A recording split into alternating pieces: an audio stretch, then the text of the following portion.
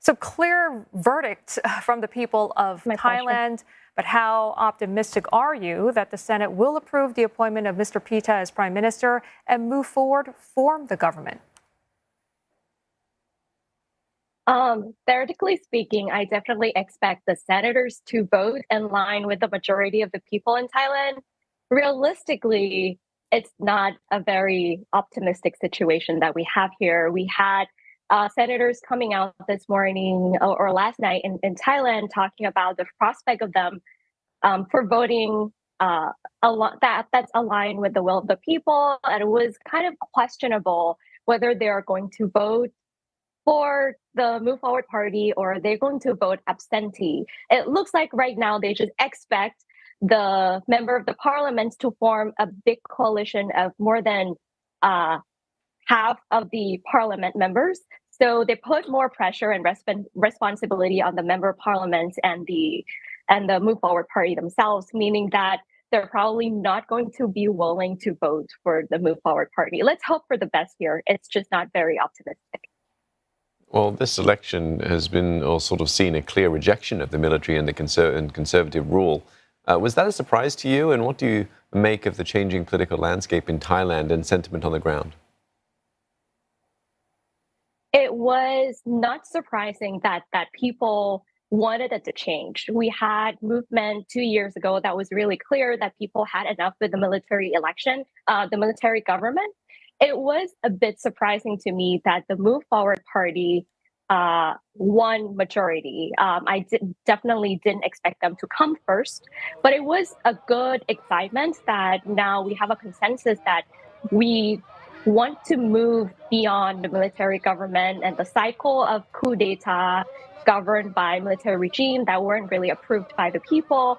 But more than that, we just didn't want to come back to the election, a democratic election.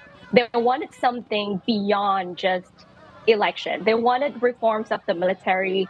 They wanted the reform of the lese majeste law, obviously, which these are all progressive agendas. And that's why it was really surprising. It was clearly an indicator that people, the newer generation, or, more than half of the country now, is willing to move beyond this conflict and wants the country to be more progressive rather than freezing it as in, the landscape as in the conservative ones. And Pongkwan, the latest that we know is Pheu Thai Party has said it may join a coalition government led by Move Forward Party. How well do you think the two parties, whose relations in the last parliament were sometimes fractious, can work together? And what would they need to do to keep the coalition intact? I definitely trust that they can work together. We know that they had some, conflicts, the working relationship conflicts in the past, but I think that was also something that we would expect to see during the campaign season as well, right? We know that negative campaigns has always been something that parties use to tackle the other parties. And I think now with the campaign season being ended, I think these two parties, they have the most sharing, policy landscape or policies, and they share the ideology. So I think they can possibly work together. They can possibly move beyond the conflict during the campaigning season, and they might be able to come up with some agreement. And now we have already heard from the Move Forward Party that whoever wants to join the coalition, they're going to make an MOU or a memorandum of understanding with them on what are the things that they agree on. So that's the first step that we might be able to see how they agree on things and disagree on things. But that agreement, if parties are willing to sign with a Move Forward Party, will be a stepping stone or at least something that the public can see what they agreed upon and how they're going to execute that in the future. So let's see how this, some sort of methods is going to play in reality, but it's going to be a big move in the Thai political landscape for sure. Move Forward campaigned on bold promises of monarchy and military reforms, subjects once considered taboo. How does that square with needing both the military and the monarchy to get over the line in helming the government?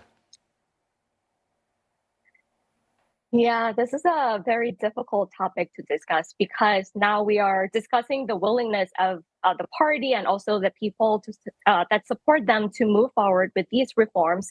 We also see, surprisingly, in the district that dominated by soldiers or the army, the Move Forward party also won those districts as well. So there was definitely some will of soldiers who want to see these reforms as well because the structure of the army also sort of oppressed them.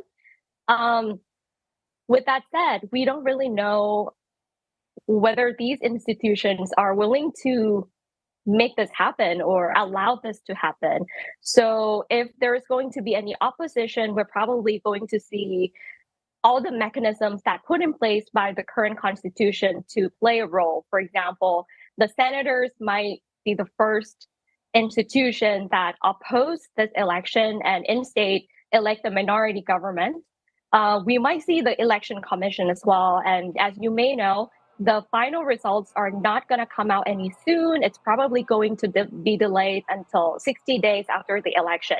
So a lot of things can still happen along the way, but they all reflect the attempts of the Conservative Party and even the army to push back on this progressive agenda. So there's something that we have to really keep an eye on really closely because from now to 60 days after this, and even after the formation of the coalition, many things can happen. We have the senators, we have the election commission, we have the constitutional court. These are the mechanisms that can always come back to oppose the democratically elected government. This is something that we have to keep our eye on. All right, Pongkwan, before we let you go, regardless of who takes the reins as prime minister, what do you see as the key national priorities for the next government? I think they have already announced a lot of things to do in the first 100 days. I think the issue about economy and the issue about the reforms, the southern of Thailand, these are the things that they probably have to do. I mean, everything seems like a priority right now since the country has been frozen under the military government for a while. What I really like and welcome, and this is what I'm going to emphasize, is that we're probably going to have a stronger force in ASEAN to basically put pressure on the Burmese government or the Myanmar government. That's something that Pita has already suggested in his press conference. So we're probably democracy is probably not going to get better only in Thailand, but it's probably going to have an effect that spill over to other countries as well. So these are the things that the next government are probably going to implement: the economy front reforms, education as well, and also foreign policy will get better from the Thai side. All right, Pongkwan, thank you for your insight this morning. Pongkwan Sawasdipakdi from Thammasat University.